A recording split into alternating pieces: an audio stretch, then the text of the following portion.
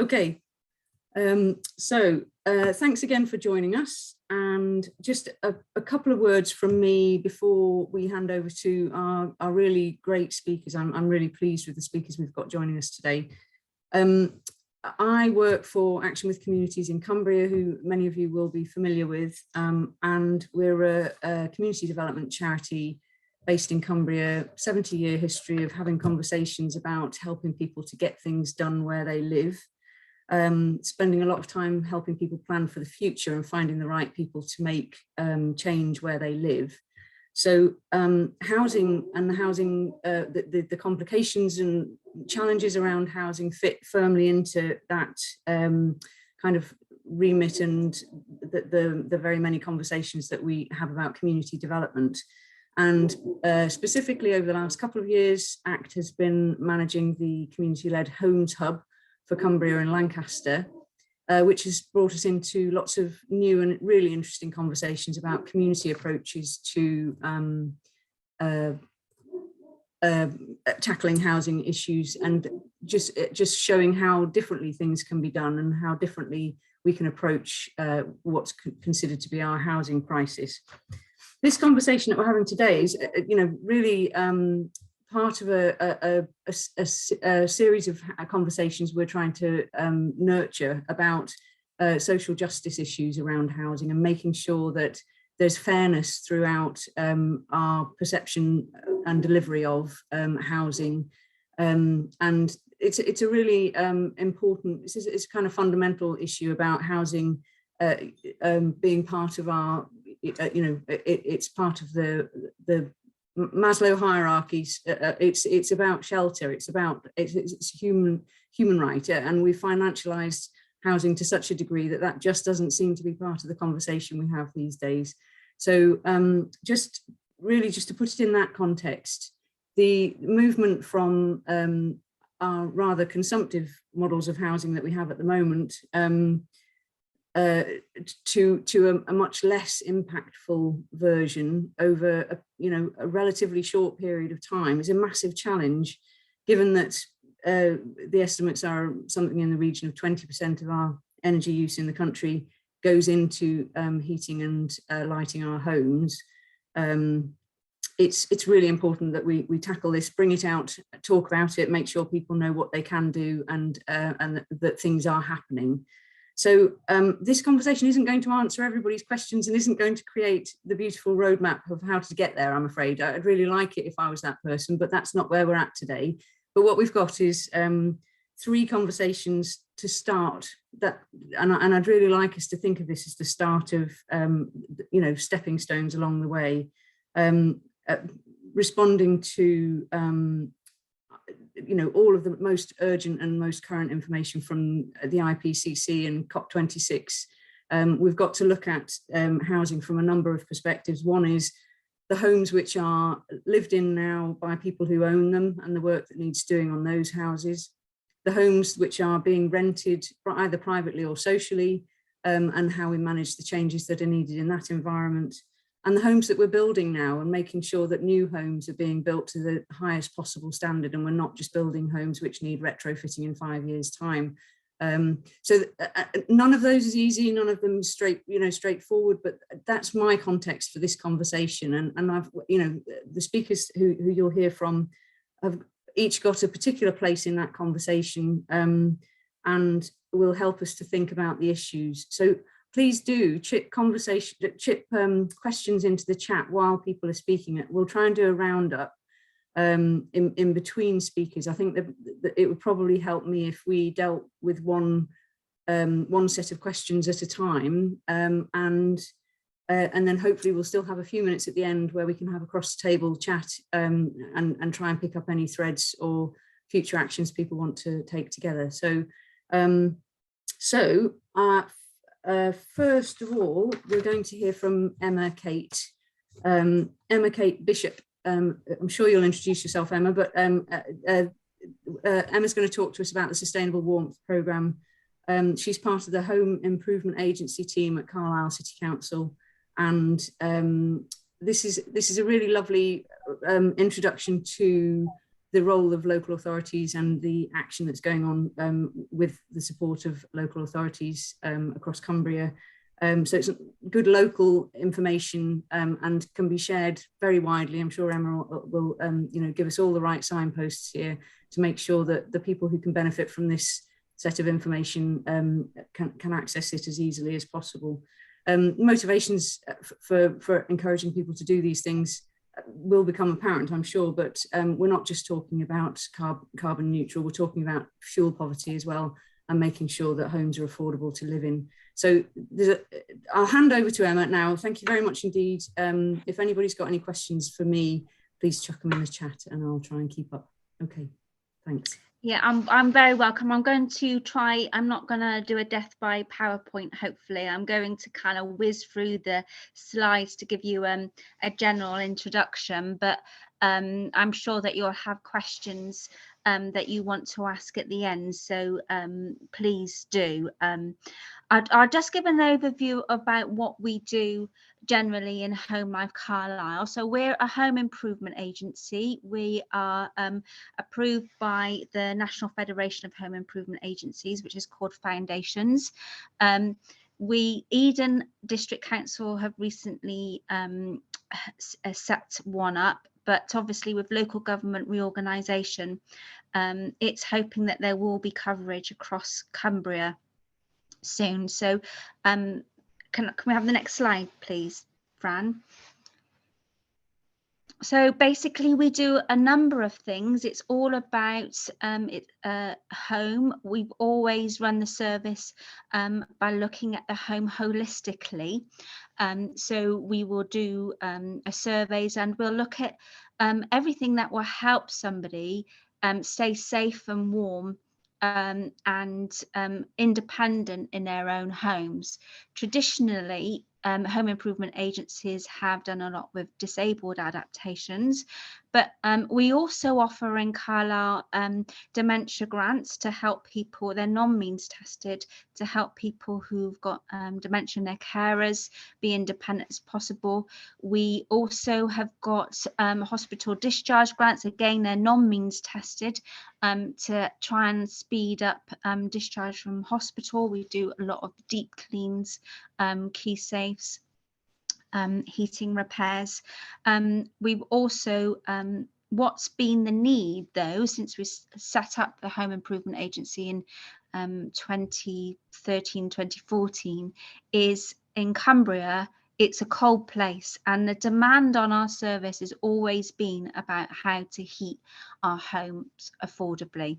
So that's why increasingly the types of projects that we run are surrounding that, about energy efficiency. Okay, the next one. So the projects that I'm talking to you about at the moment are what kind of comes under, there's different names, different aspects of the government sustainable warmth strategy that had different names, but they're basically all under the same umbrella. You may have heard of the Green Homes Grants, which was generally, that was a voucher scheme that the government ran. It was very bureaucratic and it wasn't delivered by local authorities, and actually it wasn't successful in getting the amounts of people that they wanted to apply to it because of the difficulties in applying and the difficulties in, especially in Cumbria, of obtaining a contractor that will work in our area. That scheme closed early, and so the government instead decided to move towards local authority delivery of Green Homes Grants, which is all about retrofitting homeowners and privately rented homes, and that's been called LAD. So you may hear a lot of LAD words bandied about, which means nothing to the person on the street, but it stands for local authority delivery. There has been different phases. There's phases 1A and 1B, and unfortunately the government has decided in the early phases in this existing one to open them as competitions. Well, in smaller local authorities like what we've got at the moment, we haven't got anybody that's set up to specifically deliver these types of schemes, and applications can be quite cumbersome.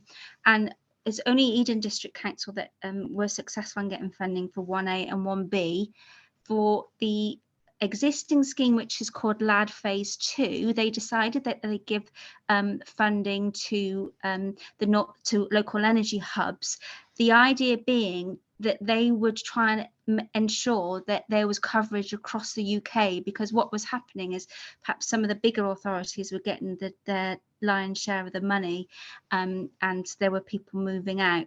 So that aspect of that has been really successful in a way, because it has meant that all of the 6 district local authorities in Cumbria, which have got the responsibility for delivering housing, have been working together on this scheme, and it's been a slow start. As you can see across the northwest, we've got the least amount because it was based on population. So we've got the smallest population, although the biggest geographical areas probably of some of these areas, and we've been working together to deliver this project. That is only got a few weeks left now to the end of March to run. And meanwhile, Carlisle City Council applied to be the lead authority for the next tranche of funding, which we're calling Sustainable Warmth Cumbria project, and that encompasses the next phase of LAD 3, and also the new phase of home upgrade grants, which are called HUGs, which are for off-gas properties. Okay, next one. So this current scheme, so people can still apply. They've still got a couple of weeks left to apply, probably they need to ring E.ON. The telephone number's at the bottom there. They can apply to this scheme and to the Sustainable Warmth Cumbria, which is coming, which is now taking off, because it may be that you can get some measures under LAD 2, and then you can get some bigger measures that might take longer to install under the next one. So people can ring. It's mainly going to be easier for owner occupiers for this one to apply to LAD 2. If you've got landlords or privately rented tenants, because of the lack of time left, it's probably better that they apply directly to Sustainable Warmth. To apply to qualify for this, the household income must be less than 30,000 a year, or someone in their homes, it should say means tested benefits rather than just a non-means tested, and the home's energy rating must be D, E, F or G to apply. We're constant. I think the solar, we've met our targets for that, but we're still doing a lot of underfloor heating and air source heat pumps. So loft insulation and also cavity wall insulation are being installed under this scheme. Okay, the next one. So just to give you a bit of sort of policy context for Sustainable Warmth, it's part of the sort of fuel poverty strategy for England. It sets out how we're going to tackle fuel poverty, decarbonise buildings, and also contribute to our net zero targets. Part of that strategy as well is the ECO, the Energy Company Obligation. ECO 4, although it says there that that's coming on board from April 2022, they're still consulting on that at the moment. So at the moment, you can still get ECO 3 measures until July. The difference with ECO 4 is that you can no longer get replacement gas boilers. There's going to be, unless it's first time central heating, or unless they're part of a bigger sort of fabric first approach where you do installation measures at the same time. So that's going to be a big difference. A lot of people have been able to get replacement gas boilers under previous eco schemes, and that's being phased out. And there's also going to be a requirement that it will raise the EPC. Now that sometimes you think, well, that's obvious, isn't it? But for some measures, if you haven't got any heating at all and you put in, say, energy efficient electric storage heaters into a flat, you can actually make your EPC ban go down because you're using more energy. So I think this is part of the consultation that they're going to have a look at the perhaps unintended consequences of some of these requirements for Eco4. Okay, the next slide. The difference that is happening since this has been happening since last year, and it's really good, and it also fits into how we always approach things in the Home Improvement Agency, is the new standards are saying that you have to take a holistic approach when you're looking at retrofitting measures. You can no longer go in and just perhaps replace a boiler or just look at a one measure approach. And it also means that some of the consequences of things going wrong in badly run retrofit schemes before, you now have to have a retrofit assessment, a proper holistic home assessment, which is a much more detailed version of the EPC, and also takes into account the household's needs, and also where that home is, like the sort of surrounding, is there space in the garden for ground source heat pumps, for example. It just is, it's much more detailed approach. That's a requirement for all grant-funded, government grant-funded measures now, and that also includes eco. It has had the, you also have to take into account ventilation. So it means that, for example, loft insulation is no longer a relatively cheap measure to do, because now you have to ensure that the loft is well ventilated and there's enough ventilation in the house for some of these measures. So it's really good, but it has had the consequence of increasing the cost of retrofitting homes. And because it's a new standard, a lot of the industry are still perhaps struggling to adapt to this new process of making sure that it meets the new PAS 2035 guidelines. So a lot of retrofit measures are taking longer as well to install than before. Okay, the next slide. So the project that I'm promoting at the moment is the Sustainable Warmth Cumbria project, which is all part of this the government strategy.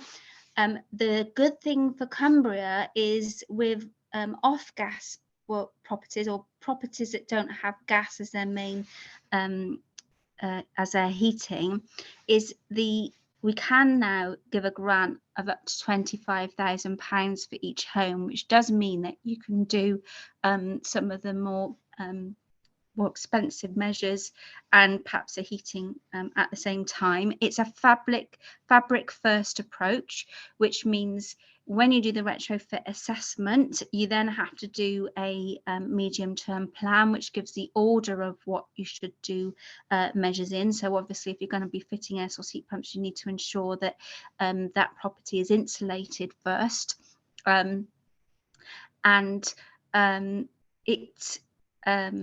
it's every homeowner who meets the means test and also has got a EPC of E, F or G can apply. There's a limit on the amount of EPC rated D homes that you can do, but you still can do some of those.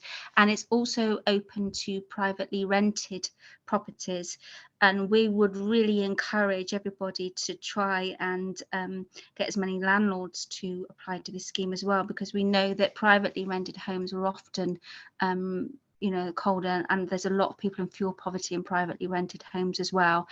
For landlords, there is a requirement that they contribute a third of the cost of the measures, and the grants are limited to £5,000.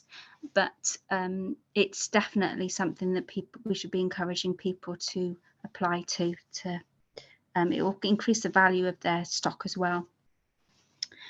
Okay, the next one.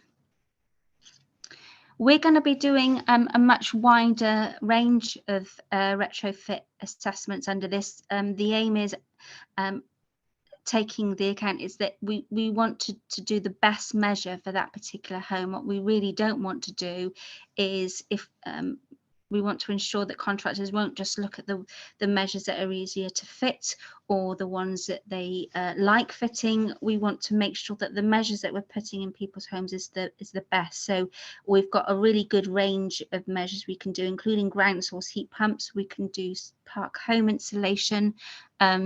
We're looking to do room in roof insulation, which is really good for perhaps terrace properties that have got bedrooms in the eaves, and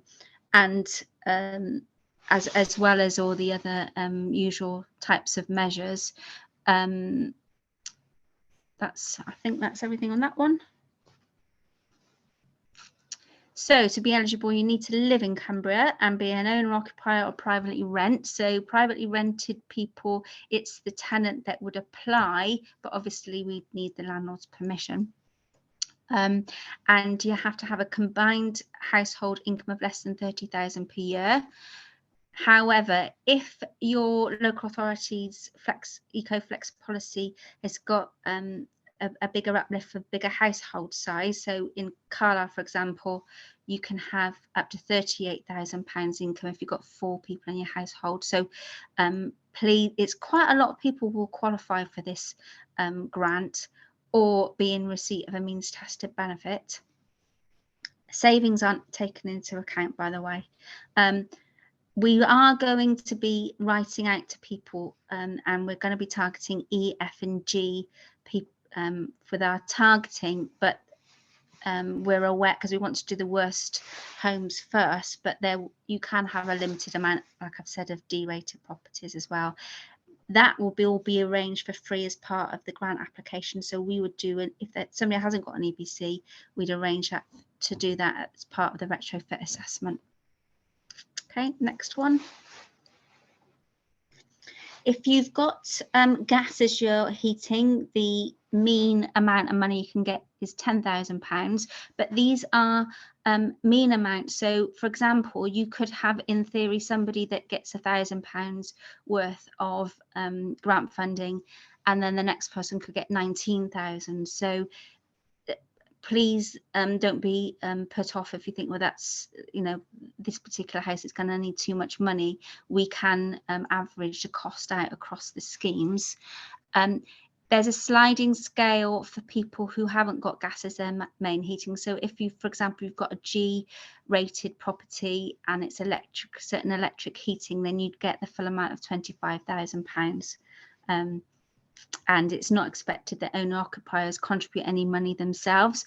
However, for some measures, such as solar PV, some people have requested that they have battery storage as part of that, especially if they're perhaps in an area that has a lot of power cuts, or you know, they'd like that. They can.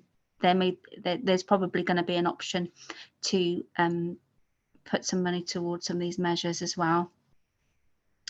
And I've got covered as well that landlords can apply and get £5,000 as well. So that, for example, for landlords, if the measure is going to cost £7,500, we could give a grant for £5,000 and they'd have to give £2,500 towards the cost of it.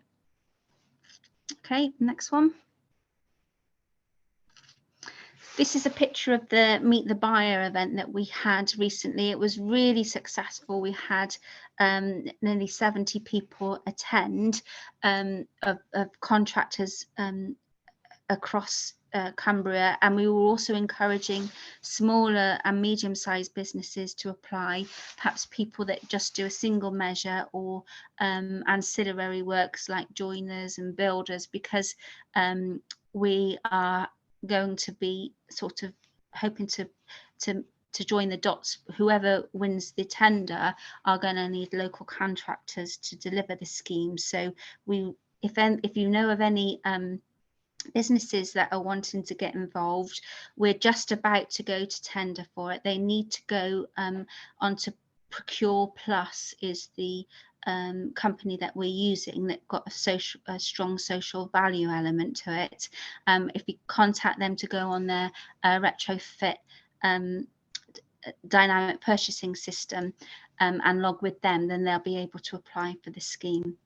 If you've got anybody at the moment who wants to apply, please do not tell them to ring me. I'm super busy setting up this project, and I could spend all day just telling people the same thing, which is you fill out an expression of interest form, an application form, which is available from our website. You don't have to be just a Carlisle resident, it's anybody in Cumbria. They would need to email it to homelife@carlisle.gov.uk, or you can post it in.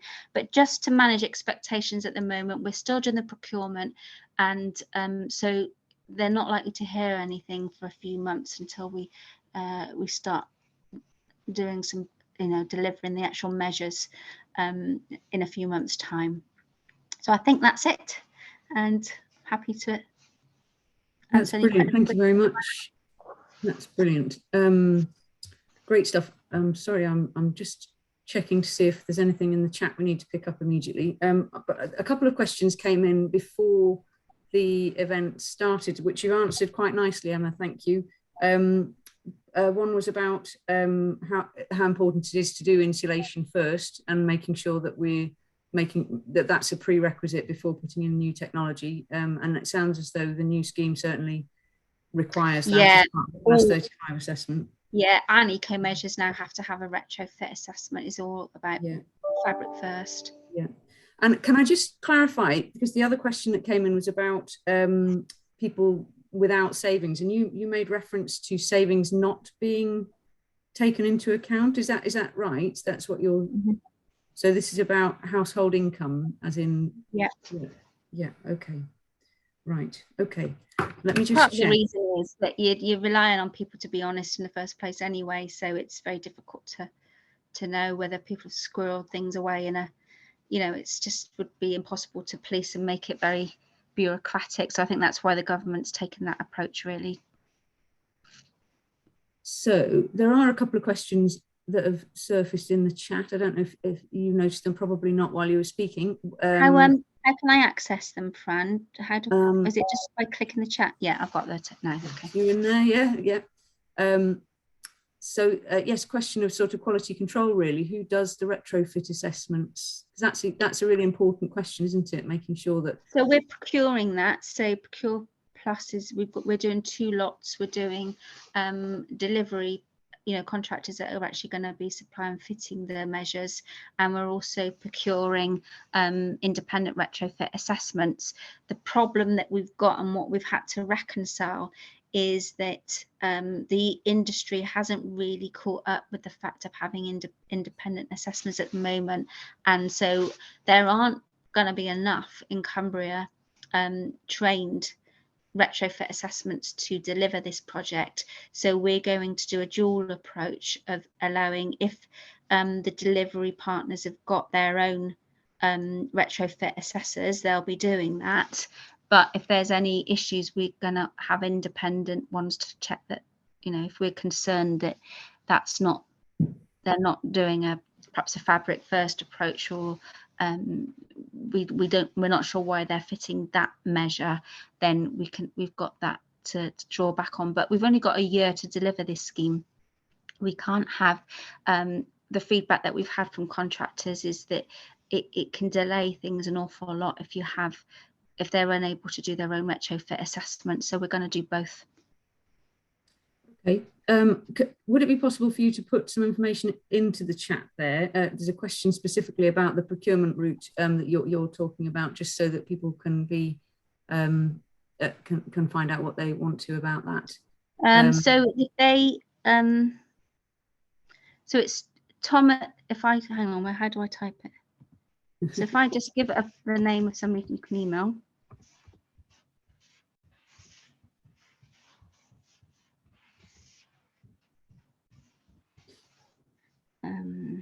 Marissa's just popped something in. That's helpful. Thank you very much, Marissa.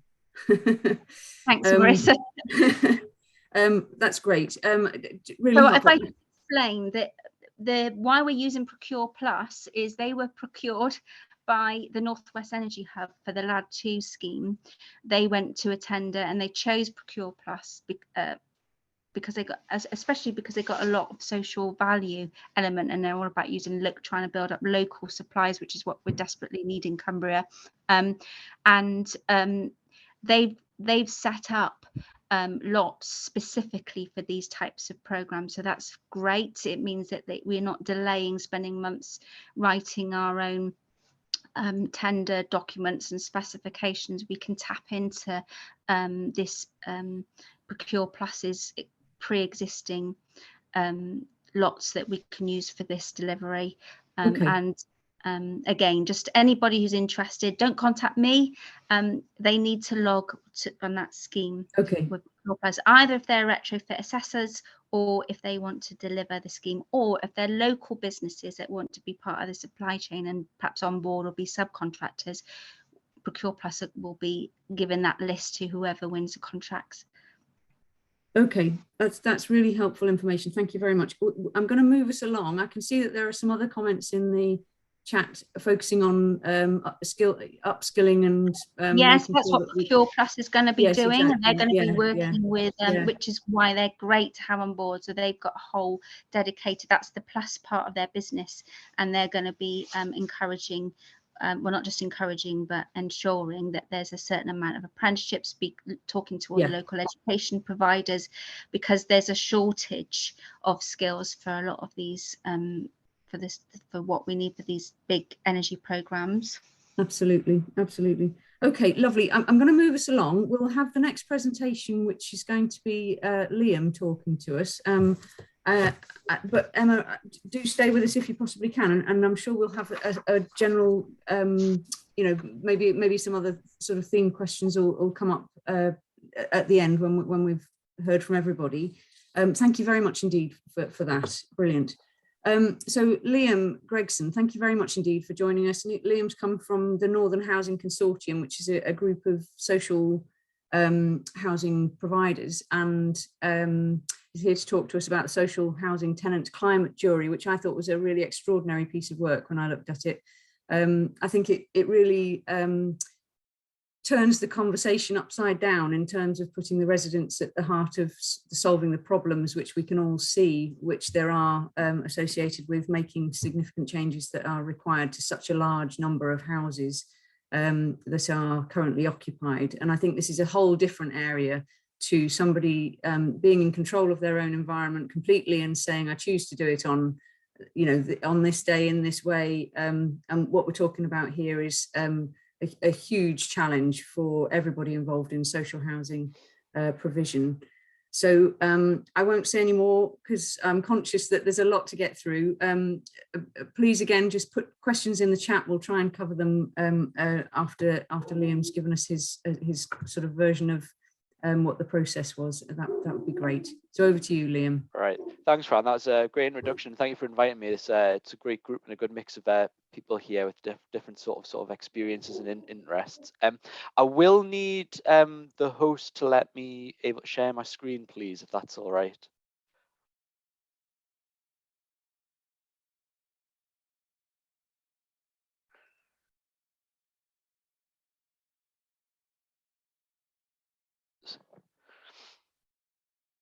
So, sorry, hopefully done now. Great. There it is. Thank you. Right. So, just setting up. Right, yep. So my name's Liam and I'm from the Northern Housing Consortium. As Fran mentioned there, we're a membership organisation that represents social housing providers in the north of England. That can be housing associations, but local authorities as well, both stock owning and for those that don't have their own housing stock as well, we work with their sort of planning and regeneration teams as well. So it's very much about sort of pursuing and pushing all sort of housing issues in the north. We do kind of knowledge sharing events and meetings and webinars, and we also commission research pieces and do projects like this, the Social Housing Tenants Climate Jury, which I'll be talking to you about today, both the sort of why we did it, what it entailed, but also importantly the findings as well. So this first slide really just kind of gives an overview of the process and the kind of organisations that were involved. The jury project was commissioned by the Northern Housing Consortium and 5 of our housing association partners. And as part of that, we sent out 7,500 invitations randomly to the tenant bases of those partner housing associations, with an invitation to apply to be part of the jury. From those that responded, we brought together a final group of 30 social housing tenants, and over 10 weeks and 30 hours, they questioned invited experts.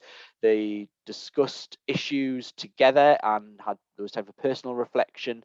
As part of the process, they were also able to sort of question Lord Callanan, who's the Bays lead in the House of Lords, on sort of energy efficiency. And they, at the end of the day, they produced 19 recommendations to the housing sector, answering that question at the top of the screen there about how tenants, landlords, and other agencies working in the community can work together to tackle climate change at the most local level in homes, in neighbourhoods.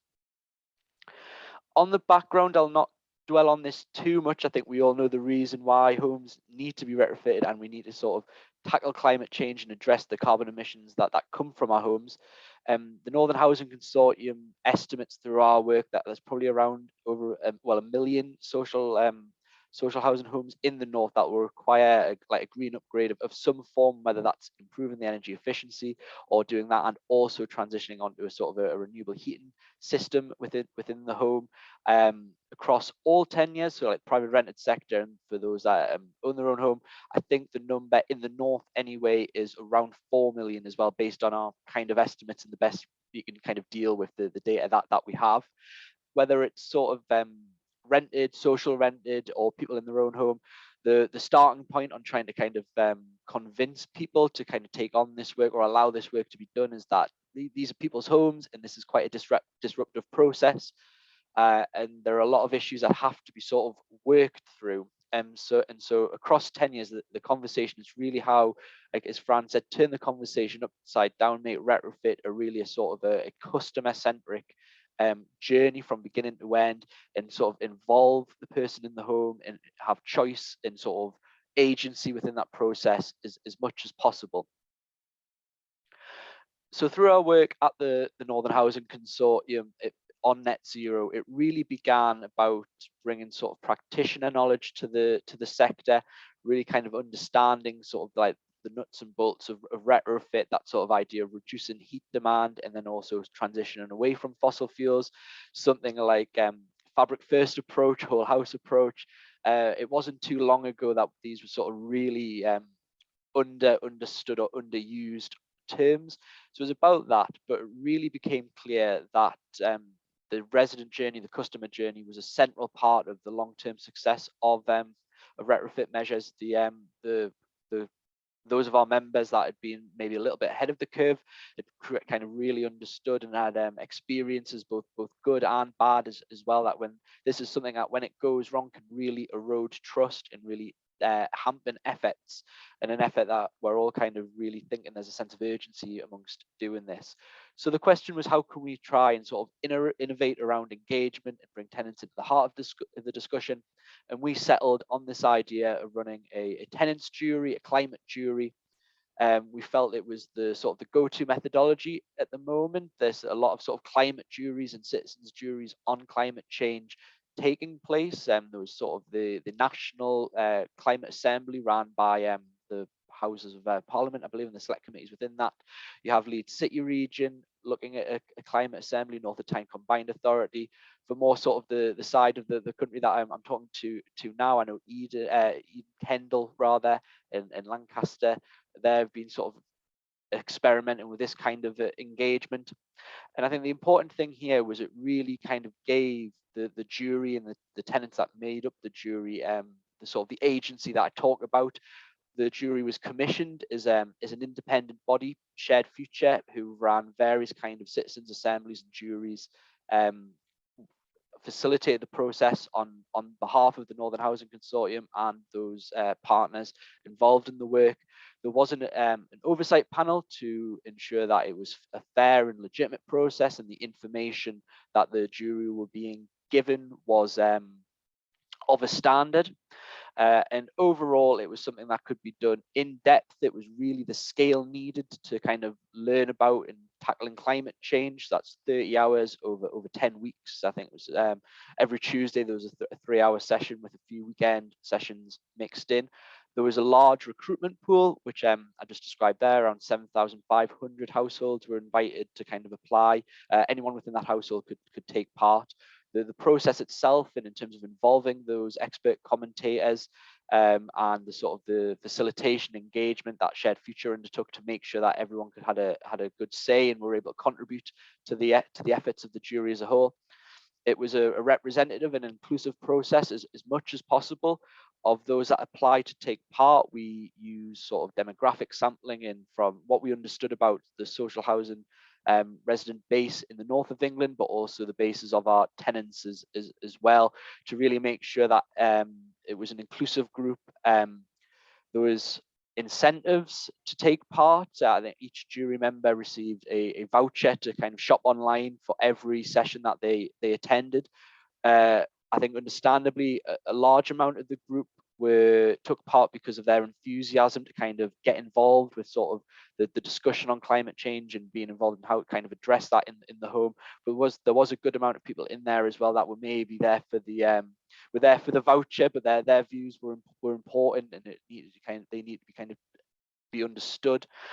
Expenses were available for things like childcare if it was needed, and IT support as well. The whole process ran last year online during lockdown. So there was a lot of work that was undertaken to make sure that there was support, like having access to a laptop or a tablet, or use of a sort of a dongle for Wi-Fi and things like that. And overall, we kind of hoped that this built in a sort of a sense of legitimacy, that the people had spoken, that we had upskilled and shared a good amount of knowledge on climate change and the process of retrofit. And these were people's views. That was very much the starting point of the conversation that need to be had to make sure that these kind of works are successful in the long run. The oversight panel that I just mentioned there had a various amount of sort of operational decision making and strategic decision making.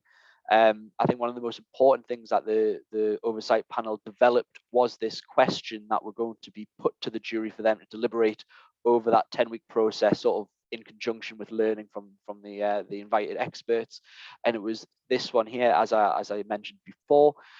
I think what we found with this question, what we've quite enjoyed about creating this process for the tenants that were involved, was that previously with climate assemblies or climate juries, housing was one part of a sort of a much wider discussion, talking about sort of transport, wider sort of land use like agriculture, what would happen to the local airport, should airports be expanded, and things like this.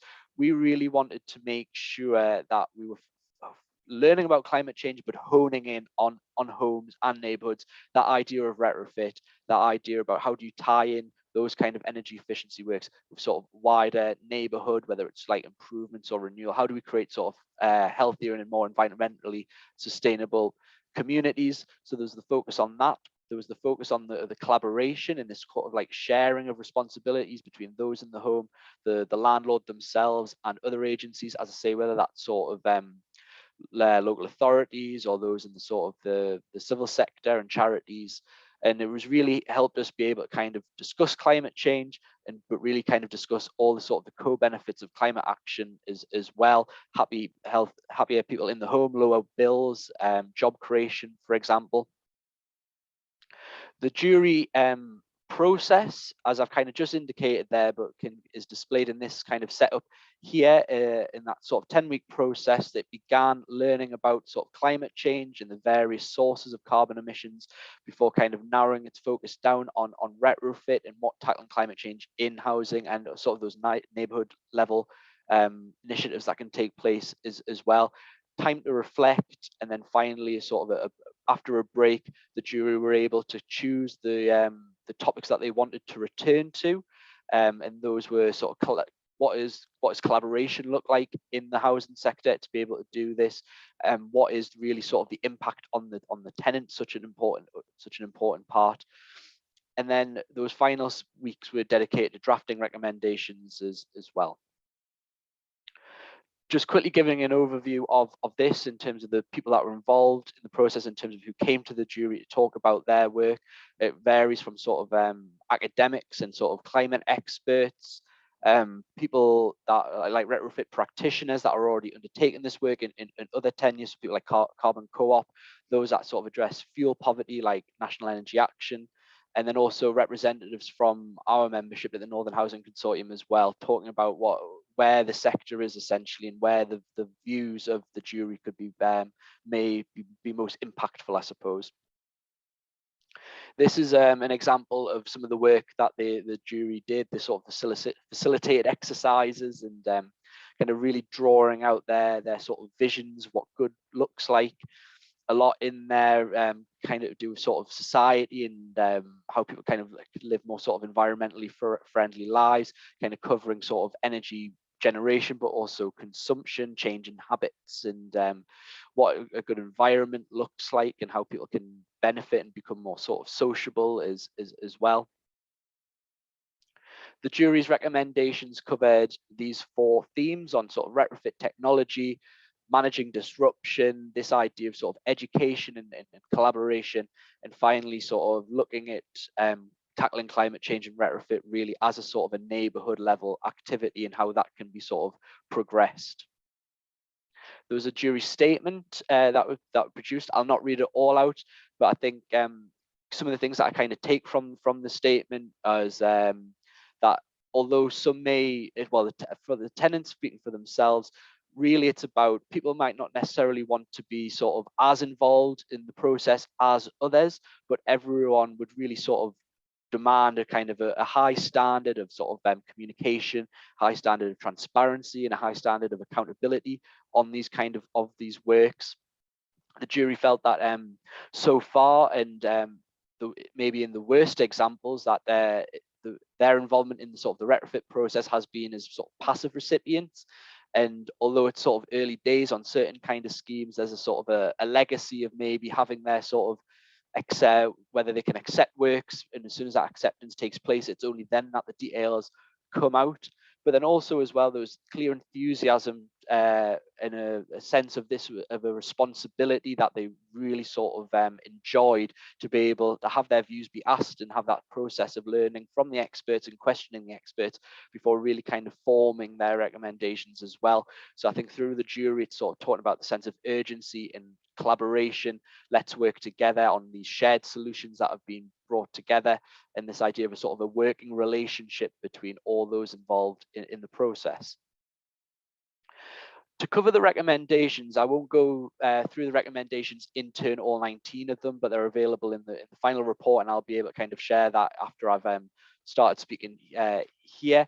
But what I can do to kind of summarize the recommendations and the themes from within that is kind of go through this webinar series that the Northern Housing Consortium is running at the moment, is sort of part of our commitment to promoting the jury's work and the recommendations, and as I say, begin that conversation around how recommendations can be implemented, and which ones maybe need maybe a little bit more of a conversation, a little bit more sort of compromise on how this can be done.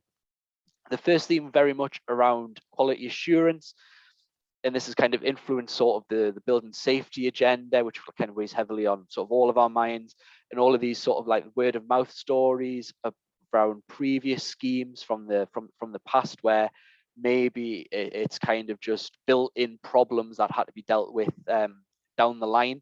There was a really strong sense on this. We're at the point now where we need to get it right first time. So about how do you do that?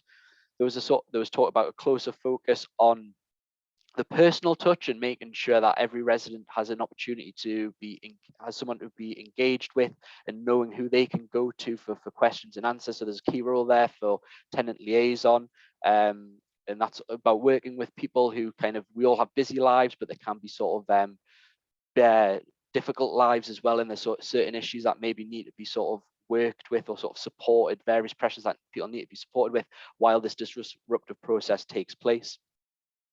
There's this impact on how standards are sort of audited and communicated.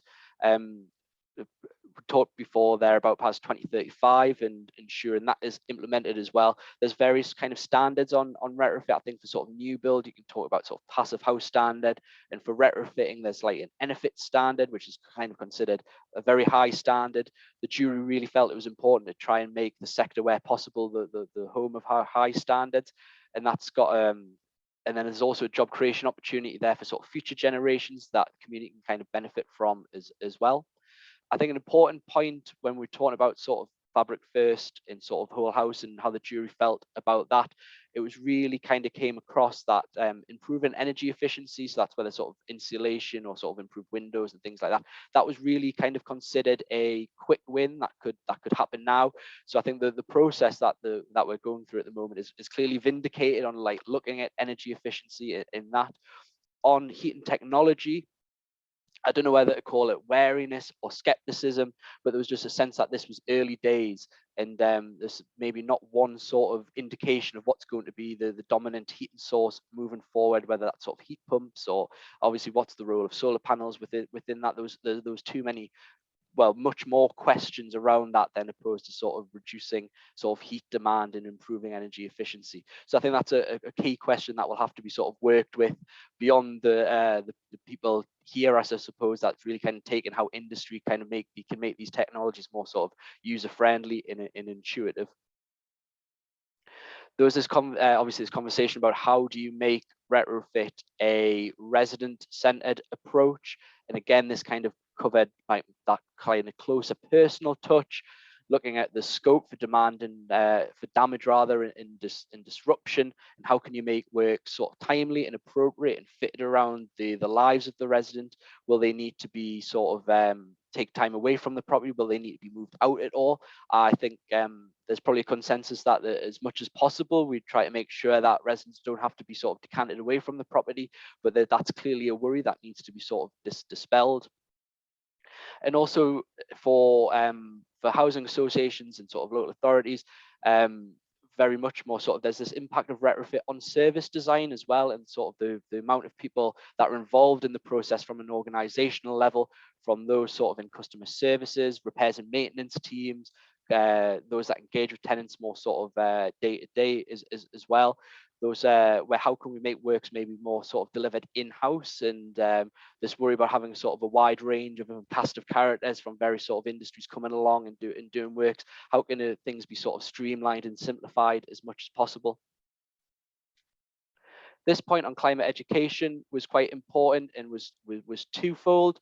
There was obviously a clear need to kind of learn more about the technology itself and sort of like a heat pump, and how does a heat pump work, and what does that mean for behavior change. This isn't necessarily about sort of switching one thing in for the other and then you kind of carry on as normal. There needs to be sort of aftercare there needed to kind of make sure that these heating systems are used properly, and the benefit there is sort of realized around if we're kind of talking about lowering energy bills through moving onto these systems. That needs to be definitely realized.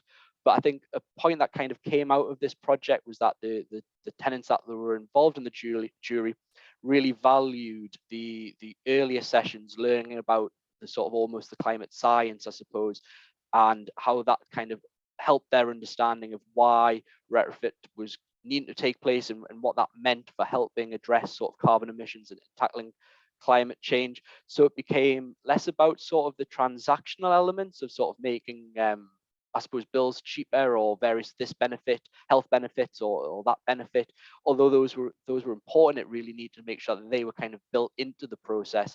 But it was about really kind of, we acknowledge this has to happen to reduce carbon emissions. It's about now making sure that we get it right and get it right first time. On neighborhood works, there was this really sort of important point actually, that sort of tenants understood decarbonisation in the home in relation more to their sort of wider communities. So there was a lot of talk about sort of reducing plastic waste. There was a lot of talk about the sort of the rise of electric vehicles and sort of where charging points would go, and whether this is something that they would be able to enjoy in the future, and how do we make sure that all homes can benefit from that and have access to that kind of technology, and not certain sections of society are kind of cut off from that, I suppose, but also lots of enthusiasm as well about kind of going beyond the home and making neighborhoods sort of greener and sort of more environmentally friendly places, and sort of lots of communal green spaces as well. It wasn't just a case of greening areas as well, but it was also about creating opportunities for sort of social interaction as well, and that sense of sort of local living and community spirit. And then finally, as well, perhaps leaving the most important point to the end, was really the cost of retrofit and sort of the energy transition, and this idea of where the money was going to come from, both sort of in that bigger picture. There was an understanding from the jury around various sort of government funding streams, and then how you needed the sort of the role of private finance within that. But there was also a very sort of strong understanding from the jury of the sort of the number of homes that needed to be sort of have this work done, and what that would mean for bills, what that mean for the amount of funding that was available. There was a gap there that kind of really needed to be sort of like reconciled. There was also the costs that were going to potentially come to the tenant that needed to be sort of planned, and sort of how can we mitigate against that sort of damage to the property during the process, and how that could sort of be dealt with. Organizational stances on warm rents, and if bills are reducing, would that mean the tenant would end up paying for the retrofit process in the long run through sort of keeping that a level of energy bills?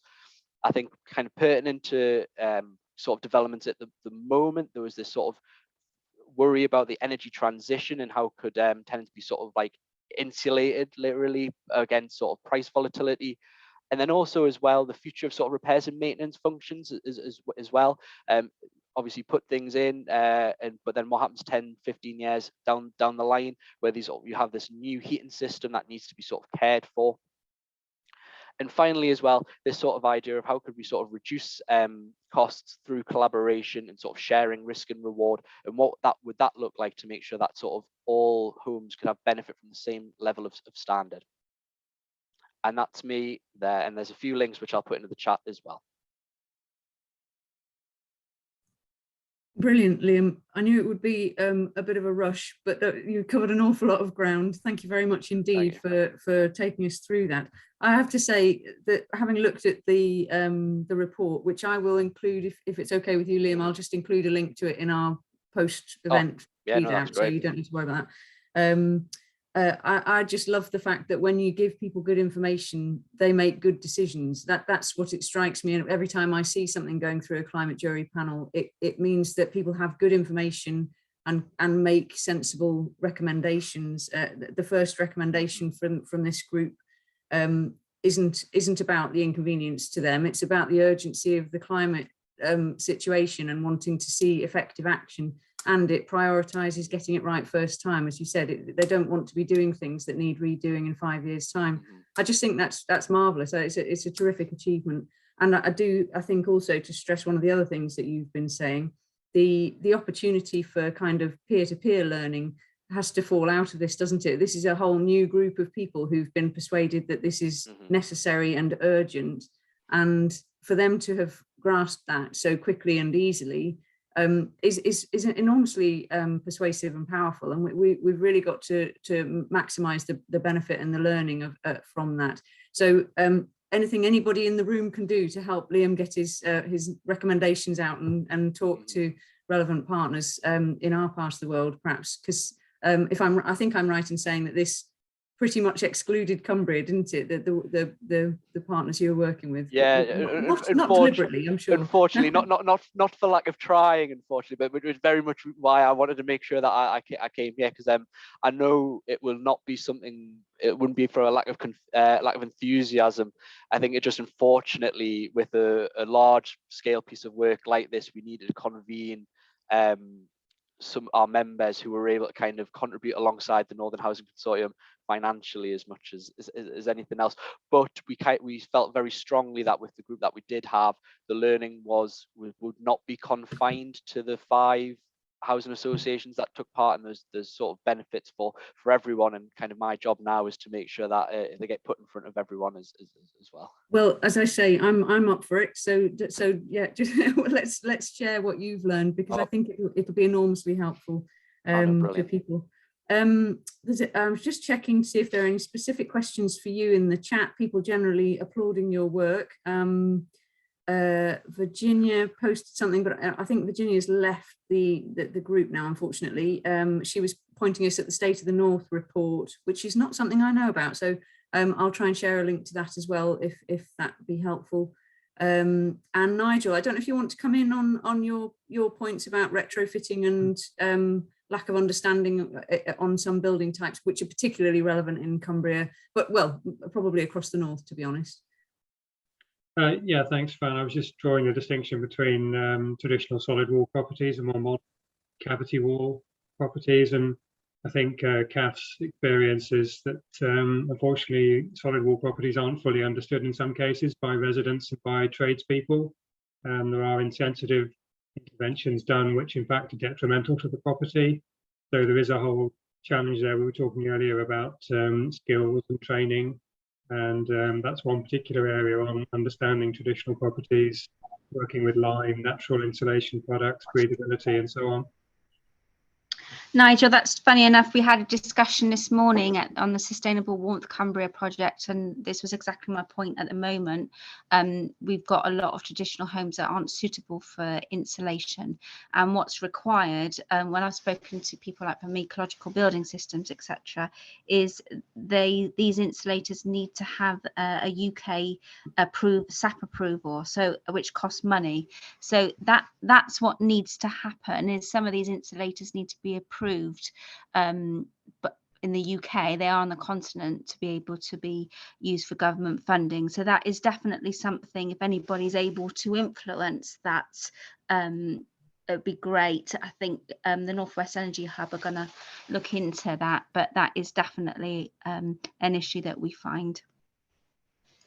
We've also been looking at the perhaps the pitfalls of some recent grant schemes like Green Homes Grant, where maybe the timescales were impossibly short and tradespeople were rushing to try and get accredited in a very short time window, or not bothering at all because it wasn't realistic. This staff thing of having 1 year schemes, you know, it's all the local authorities are saying it's just not enough, because, and if it was an ongoing funding like there is perhaps for disabled facilities grants that's allocated to each local authority, you can then plan, make sure that you've got capacity and the processes in place to be able to deliver these projects on an ongoing basis. But there isn't, you know, all the officers that are involved in Sustainable Warmth Cumbria, none of us is our day job. We're all doing this on top of our usual work. So, you know, which is a lot for one person to do. So the government needs to rethink and do this as an ongoing programme rather than one-off 1 year competitions. Okay. I'm going to draw a line under that one for now. There's always more to say, Nigel. I hope you feel that you've been heard. You know, it's an important point and one that we will continue to talk about. Liam, I'm going to close your window for conversation at the moment, but if we've got a few minutes at the end, we'll keep you know, obviously take any further questions that arise. And just to point you at Natalie's comment in the chat, we have been doing more work on citizens' juries in the county, which, you know, it's such a good model. I think it's really exciting to see how people can be, can assume the responsibility they're given so comfortably and make really challenging recommendations. I'm sorry, Emma, are you with us? Can you see us? Oh, I can't see anybody at all. I can hear you all, but okay. Well, I'm going to hand over to Charles to do his contribution. Charles Ainger is chair of Lune Valley Community Land Trust, and he's going to talk to us about his project to bring about new build affordable homes to passive house standard in partnership with the Housing Association South Lakes Housing. And I think this is such an exciting project because it is new, which is a big distraction for us all. When we've got such a lot of retrofitting to consider, the new seems to be where a lot of investment is being pumped. And as we said earlier, the last thing we want to be doing is creating homes that we need to fix again in the near future. So Charles and the Lune Valley CLT project have really been one of a pioneering group who are showing that we can reach the highest standards with affordable homes, and it's terrifically rewarding for everybody involved. So I'm going to hand over to you, Charles. If you have any problem sharing your screen, just shout. Okay, thanks for having me, everybody. Let me try and do the technology first, and then I'll talk to the slides. It says host disabled participant screen sharing. So it's not letting me share at the moment. Fran, can you hear me? I think Fran's just doing that. Yeah, sorry, I'm just doing it. All right.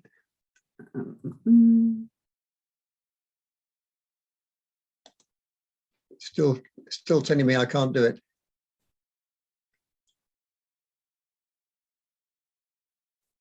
Should be okay now. Yay, right. Well done. Sorry about that. Okay, let's see. Let me see if I can.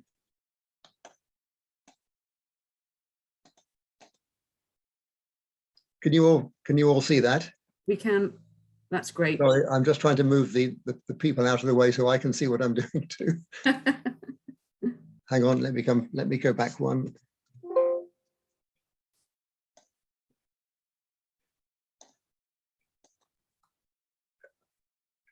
Hang on a second. I'm just going to try to, at the moment I can't see all the words on the screen, so I'm just going to try to move things around a bit. Hang on.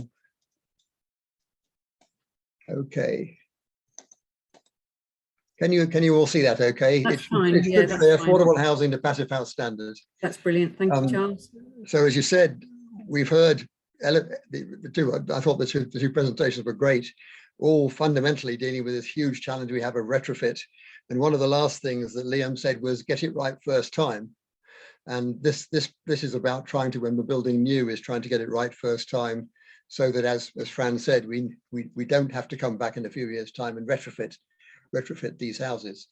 So this is a project in Holton, just outside Lancaster, where we are building 100% affordable housing on this site to the passive house energy standard, which should be high enough to get us through climate change. We're doing it in conjunction, in partnership with South Lakes Housing, whose logo you can see there as well as ours.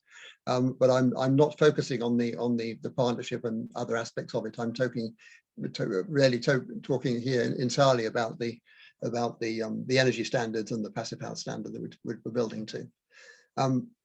So we're designing it with a layout plan and a perspective view of the site there. It's basically 6 blocks, 20 new homes, 1-bed flats, 2- and 3- 4-bed houses, about 2/3 for rent and 1/3 for shared ownership. But again, as Liam mentioned, part of resilience is about encouraging community. And the design is not a suburb. The design is housing facing each other across shared communal space, as well as having small gardens at the back. There's mature trees for wildlife. We're hoping to get the residents to help design the site landscaping. We're encouraging the residents to play a community role in running the site. And we're looking at sustainable transport. The design is for six charging points to go in from the start, with an ultimate 28 charging points, depending on how fast things develop.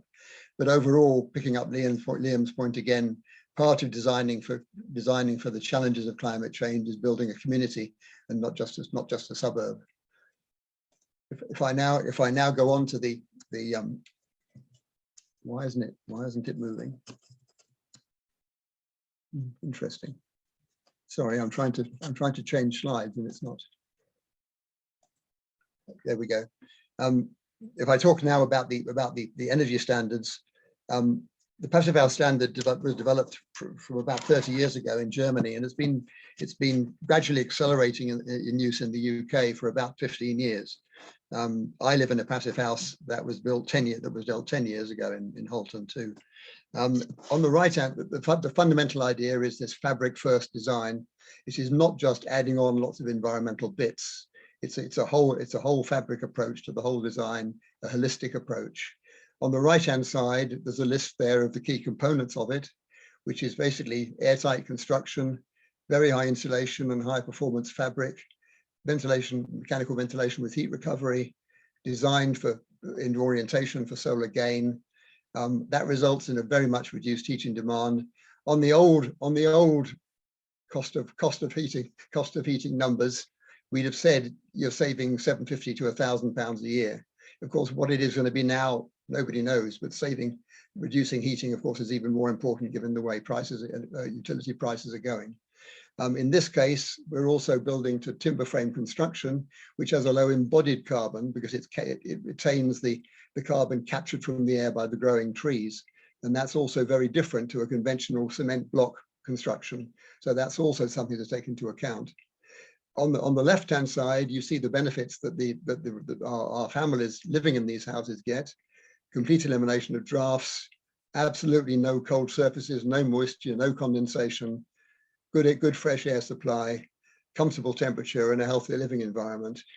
I can't emphasize too much that all the problems that Emily was talking about, that families come across, that they spend their time trying to resolve, can be hugely helped if families have a safe, comfortable, very healthy house environment to live in. It's the foundation of so much, avoiding so many other problems that occur for families. So we think that aspect of it is very important, as well as the energy aspect. But just hitting on the message, fabric first design, not just add on the environmental bits, makes a huge difference.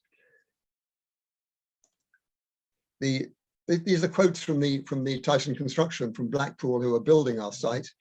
And I put them in because you hear quite a lot about how difficult it is to change, and contractors don't have the skills and they'll never do it to the high standard.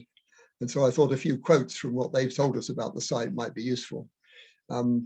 They have trained up the site manager and 4 colleagues in passive house training, and 2 people have done the tradesperson training at the beginning of the thing.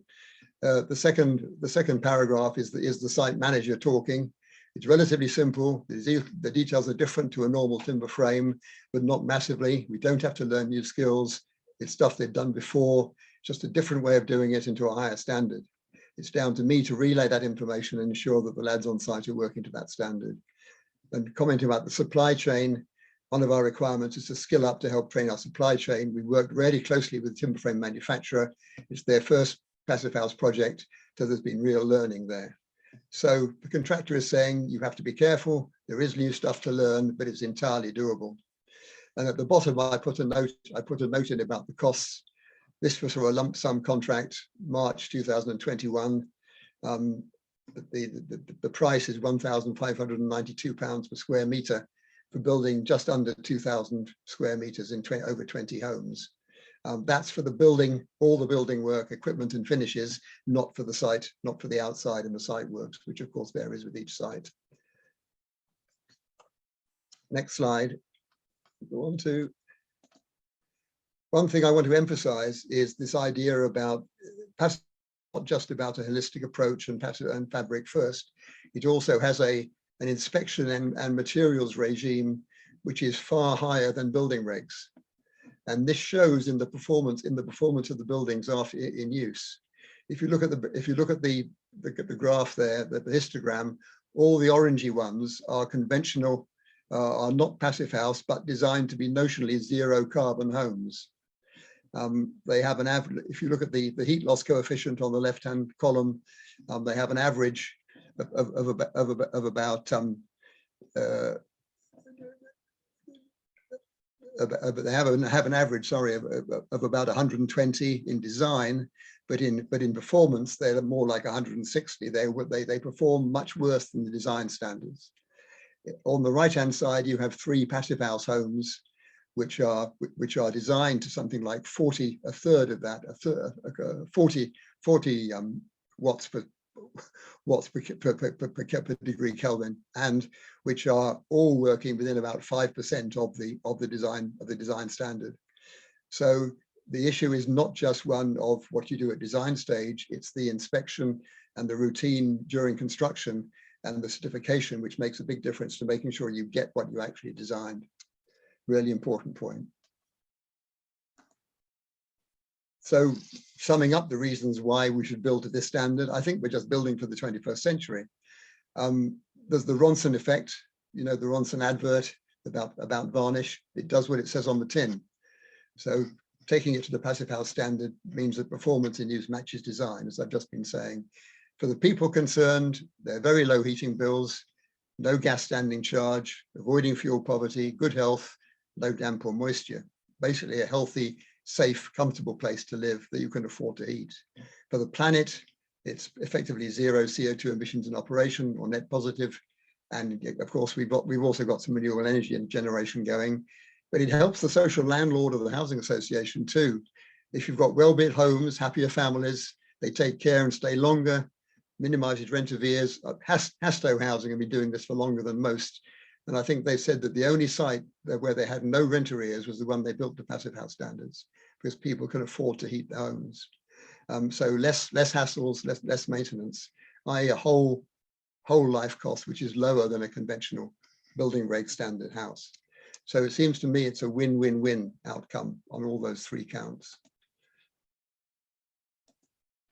We are not being pioneers in design into these standards. We're barely joining a bandwagon. All the people on these lists are building to passive house standards in the UK. The oldest, some of the people who've been doing it longest, such as Hastow and Exeter City Council, have been doing it for more than 10 years. We wouldn't dream of doing anything else. So it is a perfectly doable exercise. And as I say, this is not a niche, strange exercise. It's really very much joining a bandwagon that a lot of people are taking on board and are doing successfully. Summarizing it, on the grounds of energy, carbon and poverty, we make homes easy and cheap to run, zero carbon, very low energy costs, no fuel poverty. So build to the passive house standard is a win-win-win for everybody. And designed for community, we're a community-led housing community land trust. So the community have had a say in what we're building. We're building what the local community needs. We're planning the scheme as a community, not a suburb. We're enabling as much sharing as possible for sustainability. I suppose our fundamental drivers in this is that climate justice, as Fran says, a just transition. We have to enable everyone in our society to make a sustainable zero carbon transition to minimize and cope with climate change. And we need to build for the 21st century. No more new homes, please, that we will have to retrofit later. We've been hearing how difficult and expensive that is to do. So we're trying to get it right first time. Thank you for listening. There's lots more information there. That the picture shows the site about a week ago. We're under construction for occupation in the summer of 2022. And I put a link in there also there's a YouTube link to a project film, which describes the project in a wider way with more aspects of it, if you want to have a look at that. And obviously the slides will be made available. Thanks very much for listening. Brilliant, Charles. Thank you very much indeed. It's really lovely to get an insight from you and an update on the build project, which is great. So thank you very much indeed for sharing that. I can highly recommend the video, by the way. I was going to share a link, but if it's in your slides anyway, that's fine. I just put it in at the last minute. That's great. No, brilliant. Fran, if you use this set, and it won't be in the slide set I sent you. Okay, all right. Share it anyway. I will. Yeah, I will. Absolutely. Okay, so we've got 10 minutes, which doesn't feel like very long to cover some of the ground that we might want to. So just to remind you that I'd really like us to build on this conversation and think of this as a way into tackling some of this in more detail. I'd be really happy to talk with any of you about pursuing these conversations in more detail in due course. But there are a couple of things that have come up in the chat that I just want to offer up for our speakers in the first instance and other people to comment on as well. The first one is quite a direct question about Emma Kate, sorry, your information on the new scheme, which quotes a £30,000 household income bracket. Is there any sense in which that might be flexible around current income squeeze and what we're all anticipating to higher levels of poverty and challenge as people try and heat their homes. No, that's in the guidance. The bit of the discretion that we do have is if people have got larger housing sizes. So, for example, if they've got 3 persons, then it can go up to 32, and 38 up to 4 or more. So that's it. You can't change the government guidance. Okay, I thought that might be the case, but worth asking. And I think still a lot of people in Cumbria that will qualify for that, though. It's still a lot of people that have got incomes lower than 30,000. So okay, thank you for that. And the next question I think is for Liam. It's about how the jury is able to hold decision makers to account. It would be interesting to hear your take on that, really, because I think that's really important, and it's something that we're excuse me, something that we're exploring in Cumbria in different ways, and seeing how the recommendations actually turn into action and become deliverable. So yeah, so I think that's a good point on that.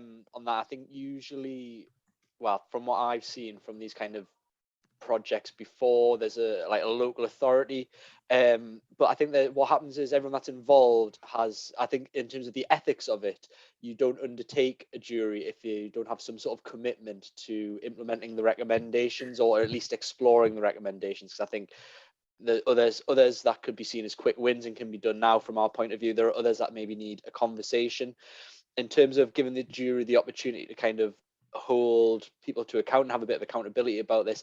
That's kind of part of the work that we're doing now at the Northern Housing Consortium. So this wasn't one project last year. We've done a nice report and it's now on the shelf. It's an ongoing process. We're doing the webinar series that I've said now in terms of like sharing recommendations and trying to sort of make things more thematic. We're working with the partners to kind of take the recommendations that were put into those 4 core themes and kind of really put it against the sort of the retrofit process and see where issues are, and kind of work that way, almost like a self-assessment list. And moving forward, I think something else is as well that with being online, the jury and the partners have never been in the same room together yet. So that's something we're looking to be doing at the back end of this year, as well as really kind of bring people together. So I think it's maybe sort of soft powers, but we're trying to build in as much as we possibly can do those opportunities for transparency and accountability.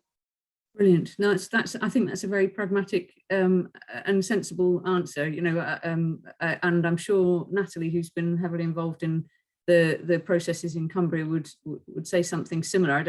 Natalie, I don't know if you want to come in. I can't see you, so I don't want to put you on the spot, but just didn't know if you had anything to add, or any other thoughts on that question of having gone to the trouble. How do we make sure that it's not just ignored? Yeah, so what we're doing in Cumbria is we're engaging with the partners that were on the oversight panel, but also we're using the Zero Carbon Cumbria Partnership to look at the various themes like housing and transport, etc. But another thing that came out of the Copeland one was that the people that sat on the citizens jury wanted to actually continue. Well, half of them did. There was 30 on the jury and 15 wanted to continue. So they formed like a monitoring group. So what they're planning is that they will sort of scrutinise the progress on the recommendations sort of once every 6 months, and so that will provide some scrutiny to the process. So we're just working out the detail of that at the moment. Thanks, Natalie. Thanks for coming in. That's helpful. Okay, the last question from the chat. There are a couple of comments for Charles about how on earth you managed to make this affordable to build affordably, as it were. And I know that some of the detail of that is a little bit complex. It might not be something that we can cover in very much detail in the remaining couple of minutes. Do you want to just say very briefly, Charles, about where the extra bits of money came from? Yeah, if I could just say, first of all, looking at that very impressive page of people who are already doing this, there are clearly ways of making it possible. If 30 and 40 housing associations and local authorities are doing it, it's not impossible. It's just maybe a bit difficult. So, Charles, tell us how you and your group have done it. The big picture is, I think, that the more you do it, the cheaper it gets. Like solar panels, like electric cars, like so that practice gets on. I heard one contractor say, the first time I did it, it cost me 15% more. The second time I did it for 3 houses, it cost 5% more, and now I'm doing it and it costs the same. You know, and of course, cost is a huge issue at the moment in construction, so as well as in energy. So it's very difficult to put numbers. But I would argue strongly against quoting percentage increases or extra bits. The whole fabric first approach is really what's the total cost. For instance, you're not putting any gas supply, you're not putting any in any gas infrastructure. So you're making savings as well as having extra costs. Overall, we got a lot of support from Lancaster City Council, from their community housing fund that they had from 2017, in helping us with some pre-development costs and in basically providing the site, because they paid for the site from S106 funds. But Homes England, who are providing the main grant to South Lakes Housing, who are building it, have rewarded homes that have with higher grant levels to homes that are have been anyway community housing led, with that tag on them. And also they're rewarding innovation, they're rewarding high energy standards, and they're rewarding what they call MMC, off-site construction, like timber frame construction. So you may well be able to get higher grants from Homes England if you're pushing those innovative approaches. Overall, though, the other thing to mention is whole life cost. It is going to be cheaper for the housing association to run the schemes. The quality of the materials and the inspection means there'll be probably less maintenance.